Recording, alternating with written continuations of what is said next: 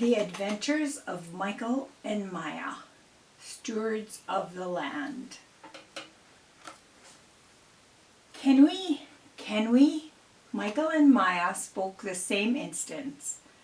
They often did that. They were twins after all. Dad looked up from slicing carrots. I don't see why not. What do you think, Sophie? Mom had just picked up her laptop computer from the kitchen table to make room for dinner. Well, we're not going to have time to plant a garden. Not with all the work that we've got to do on the farm, although it would be nice to have fresh vegetables. Yay, yay! They'd done it again. Michael and Maya looked at each other and laughed. But you have to do all the work, Dad warned.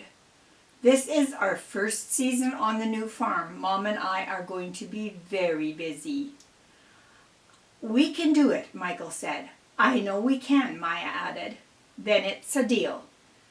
Dad went back to cutting carrots. It's spring. No time to waste. Better get started tomorrow. The next day, Saturday, Michael and Maya leaned on a rickety wooden fence, staring at the old garden. It was a small field that sloped down from the farmyard to a line of bushes marking a little creek that trickled away to join the much larger stream winding along the edge of the farm. In the distance, their parents' herd of cattle mooed from the pasture alongside the stream. The old couple who had owned the farm before them hadn't maintained or planted a garden for years. Dead plants poked up through drifts of leaves from the clump of trees in one corner. Maya looked at Michael. Can we do this? Of course we can, Michael said, with more confidence than he felt. We just have to start. The first thing, obviously, was to clean out the old plants. Right down to the bare soil, Maya said. Michael agreed. They went to the garden shed to find some hose. On the way they passed Dad, who was heading to the tractor. Getting started, he asked. The garden is full of dead plants and leaves, Maya said. We're going to clean it out. Don't throw that stuff away, Dad said. Why not? Michael asked. There's a better way, Dad said. You know, soil isn't just dirt. It isn't? Maya asked. Good soil has lots of organic matter in it, Dad said. Organic matter in the soil add nutrients, plant food. So if you throw away the old plants, you're throwing away plant food.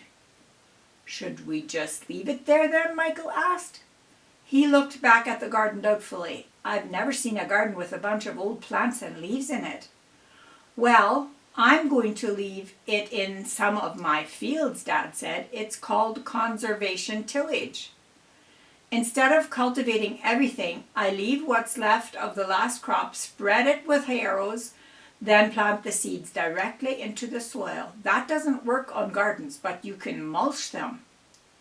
Mulch? Maya giggled. That's a funny word. Dad smiled. It is, kind of. If you keep the organic material, you can shred it and then spread it on the ground after your seeds have sprouted. Mulch protects the plants, helps them grow, and prevents weeds from growing. Tell you what, I'll run the lawnmower over the garden to chop everything up. Then you can take a rake.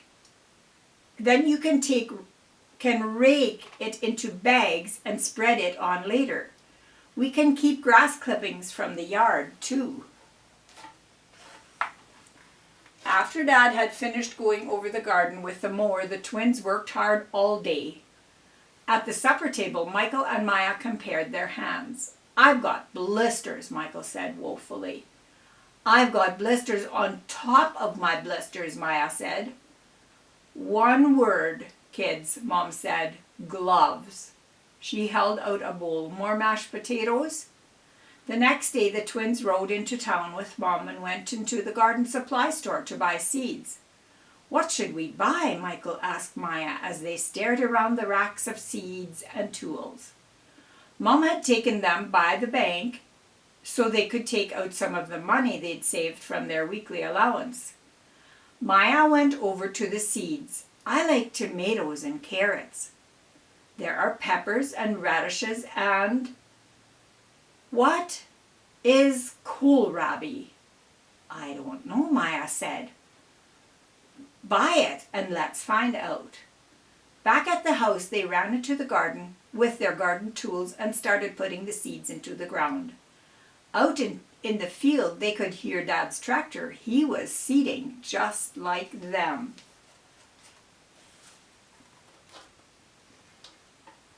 A bike skidded to a halt in the yard, and they looked up to see their school friend, Ajit, who lived on an acreage not far away. "Hi guys," he said. "What's up?" "We're planting a garden," Michael said. He was on his knees in the dirt.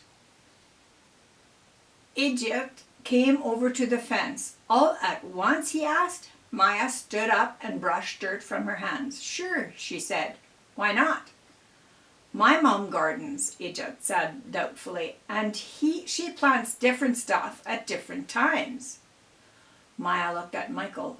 "Oh," she said. "But if we're not supposed to do it all at once," Michael said, "how do we know when to plant what?" Maya grinned. "We do what Mom and Dad do," she said. "Google."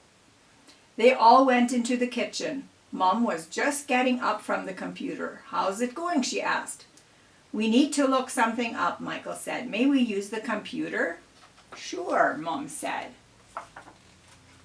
Mom looked at the computer screen. "What are those?" Maya looked at the computer screen. "What are those?" "GPS units," Mom said. "Do you know what GPS stands for?" "Global Positioning System," Maya said proudly. "We learned that in school." Mom smiled. "Very good. Using GPS and other technology, we're doing what's called precision farming. That's where you break your field down into smaller zones and manage each one a little differently. It helps us conserve fuel, ensures we put just the right amount of nutrients and crop protection products in just the right places, and it's good for the environment. It will also leave the land in better shape for whoever farms it after us." Like us, Michael and Maya said together. Mom laughed. "Maybe. Anyway, we use GPS units and a central computer and other sensors to help us do it. We can't treat everything you grow or everywhere you grow it exactly the same." She smiled at them. "Did you know your dad and I met during a precision family class in university?" "I guess that's more to growing things than just shoving seeds into the dirt," Michael said. "Let's see what we can find out about precision gardening."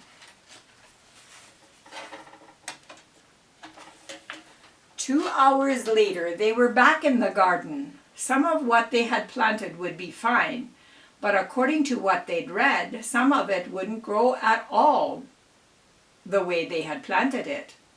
"Our growing season is really short," Michael said, looking at the garden. "If we want to grow some of the plants we chose, we're going to have to go to a greenhouse and get seedlings and then transplant them into the ground at just the right time. It's going to be more work than I thought." "We'd better get started then," Maya said. Together they started measuring out just how far apart to plant their seeds. The trees made one part of the garden shady, and another corner was sandier and rockier than the rest. Based on what they'd read, they'd put scallions, lettuce, and spinach in the shady part, and carrots and radishes in the sandy part. As the weather warmed up, they were able to transplant the peppers and tomato seedlings they'd gone back to the store to buy. By then, some of the other plants were starting to poke up green shoots, so they hauled out the mulch that their dad had made by running the lawnmower over the old plants in the garden. They'd been adding to it ever since with grass clippings and straw, so they had plenty to cover the garden.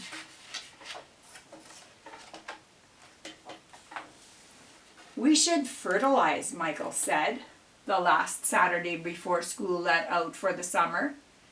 Edith had come to visit. They were all looking at the garden. Dad fertilizes at the same time he planted. We're behind.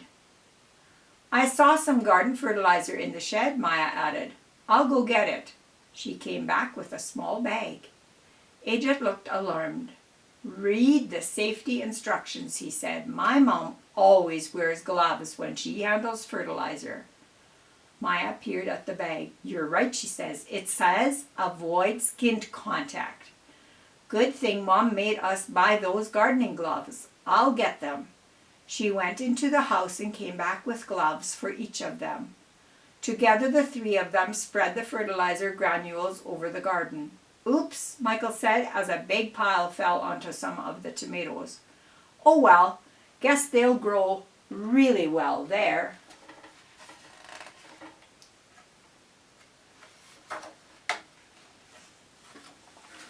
When they were done, they looked at the garden again. I don't see how that's going to fertilize anything, Edith said doubtfully. It's just sitting there. Michael was reading the instructions on the bag again. It says we have to water, he said. I'll get the hose. He came back with the hose already running. Watch this, he said, and blocked the end with his thumb so that the water came out in a spray. He sprayed the garden for a few minutes until everything was wet and shiny. Then he looked at Maya and grinned. You look like you could use some watering too, he said. She shrieked as he sprayed her. He chased her, but jerked to a stop and fell onto his rear end, laughing when Edith stepped on the hose and yanked it out of his hands. Edith grabbed the hose, and it was Michael's turn to get soaked. Then Maya grabbed the hose and sprayed Edith. They were all dripping when Mom called from the back door. Michael, Maya, time to get cleaned up for supper. Guess I'd better go too, Edith said, and ran for his bike. Michael and Maya went inside. They dried off, changed, ate supper, and went to bed. Dad woke them the next morning. Come out here, he said. He didn't sound happy. In pajamas and bare feet, they went out into the cool morning. Dad pointed at the garden. The hose they'd been playing with was still running.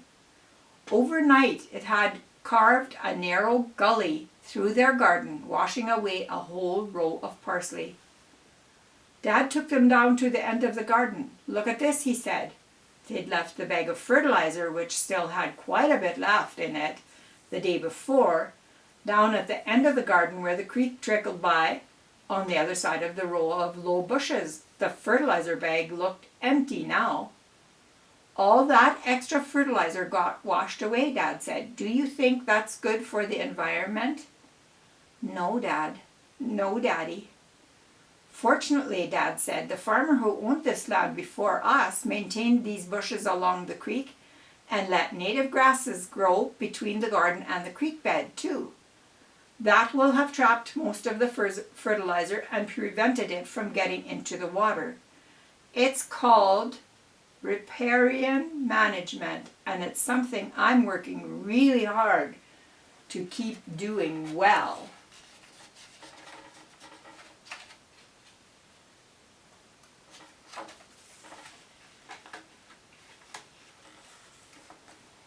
Riparian, Michael repeated. Shouldn't it be called rivarian? Dad laughed, which made them feel a little better. Maybe, but it isn't. Off in the distance, one of their cows mooed. Dad looked that way. I have to think about what happens with all our cow manure for the same reason. I use a remote watering system and a fence so that the cattle don't have access to the creek. Then the manure stays on the pasture where it helps the soil, just like your mulch. Sorry, Dad. Sorry, Daddy. You only fertilize when and as much as you have to, Dad explained. There are correct times and rates to apply nutrients. Farmers use science to determine what nutrients are needed to help plants grow. And no matter what kind of nutrient you use, you make sure the runoff isn't a problem for you or anyone else. Can you do that? Yes, Dad. Yes, Daddy. Dad's eyes twinkled. Okay, better get dressed. You've got a lot of work to do. A lot of plants looked very healthy. A few didn't, including a couple of tomato plants, which were yellow and wilted. That's where I spilled the big pile of fertilizer, Michael said, unhappy.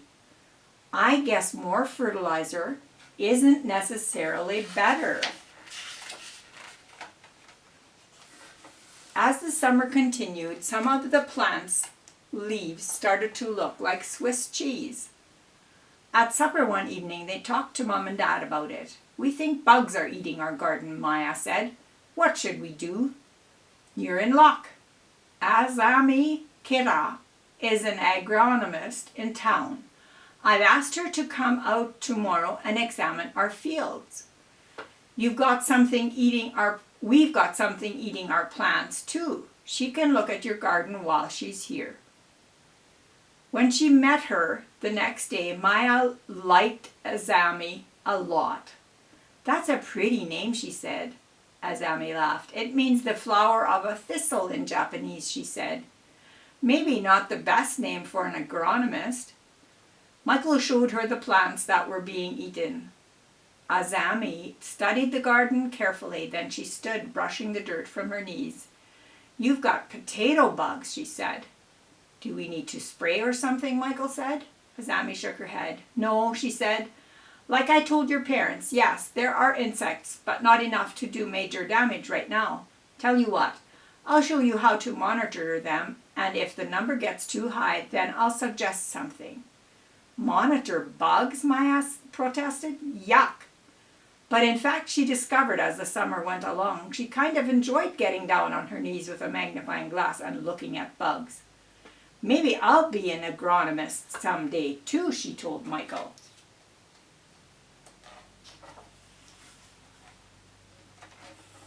With weeding and pruning and watering and counting insects and scaring off the birds with fluttering bits of tinfoil and all the other things they had to do in the garden, the summer flew by.